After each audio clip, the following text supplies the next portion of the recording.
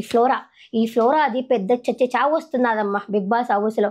Silent killer అనిపిస్తుంది.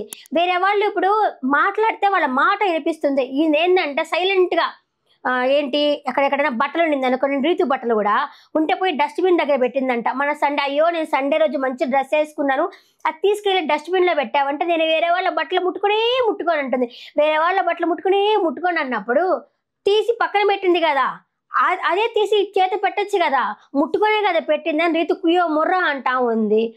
బాత్రూంలో paste పెట్టద్దు, బ్రష్ పెట్టద్దు, క్లీన్గా ఉంచాలని చెప్పంటుంది. బాత్రూమ్ ఏమని ఎక్కడ అతుక్కొని ఉంటావు, అసలు బాత్రూమ్ అనేది ఎప్పుడెప్పుడు కడుక్కుంటాము, మార్నింగ్ ఒకసారి కడుగుతాము, ఇంకా అందరూ పోయినాక స్నానాలు అన్నీ అయిపోయినాక ఇంకొకసారి కడుక్కుంటా ఉన్నాడు. బిగ్ బాస్ చూసింది నువ్వు 24 hours నేను బాత్రూంలోనే ఉంటాను, అక్కడ అది పెట్టద్దు ఇది పెట్టద్దు, ప్రతి ఒక్కదాన్ని గొడవలాగా తీస్తా ఉన్నావు. ఆ సంజన కూడా మొన్న ఏడ్చుకొని బాధపడి అయ్యో అంటే నీకు అయిందా బాగైందా అంటుంది. నీ ఫ్రీ బర్డ్ అన్నందుకే అంత కోపం వస్తుంది. ఫ్రీ బర్డ్ అనేది తప్పే లేదు అసలు. ఎందుకంటే ఇప్పుడు పెళ్ళైతే అత్త మాట వినాలి, మొగుడు మాట వినాలి, అమ్మ దగ్గరికి పోవాలన్నా వాళ్ళ పర్మిషన్ తీసుకొని పోవాలి, ఇంకెక్కడికైనా పోవాలి ఇంకో పర్మిషన్ తీసుకొని పోవాలి, బాధ్యతలు ఈ రెస్పాన్సిబిలిటీ అన్నీ వస్తాయి.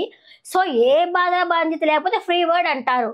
దాన్ని పట్టుకొని తప్పు తీసుకొని దాన్ని పట్టుకొని లాగి ఒకరి అందరికీ ఎంతమంది ఉంటే అంతమందికి చెప్పి చిన్న విషయాన్ని పెద్దది చేసి ఎందుకు హౌస్లో ఉండడం చావు. మంచి యాక్టరు, మంచి యాక్టింగ్ స్కిల్స్ ఉన్నాయి, బాగా మాట్లాడచ్చు కదా.